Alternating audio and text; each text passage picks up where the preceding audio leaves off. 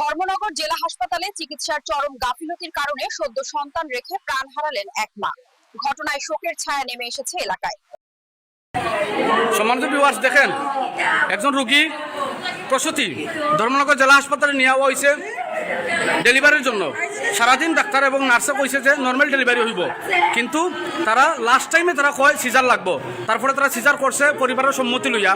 Caesar করার পরে কোনো প্রটোকল না মানিয়েই তারা 24 ঘন্টার আগেই মাত্র 4-5 ঘন্টার ভিতরে তারা জেনারেল বেডে দিয়া দিছে, যার কারণে রুগীটা কি জানে কি হয়েছে, রুগীটা মারা গেছে। এখন দেখেন এই সদ্য একটা শিশু রাখিয়া রুগীটা মারা গেছে। দেখেন সদ্য শিশু মাত্র জন্ম হয়েছে, শিশুটা এখনো মায়ের কুল কিভাবে হয় শিশুটা জানে না।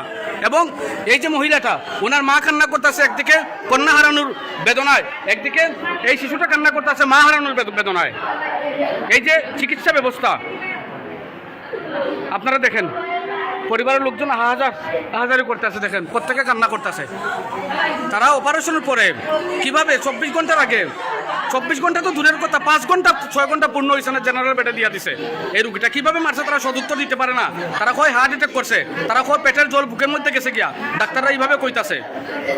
ধর্মনগর জেলা হাসপাতালের চিকিৎসা ব্যবস্থা দেখেন, কে কারে সান্ত্বনা দিব। দেখেন এই দেখেন স্বামী, এই মহিলাটার স্বামী।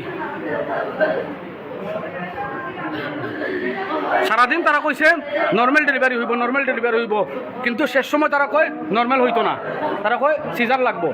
এরপরে তারা কইতাছে এখানে নার্স আমারে কইতাছে এখানে আইসিইউ নাই।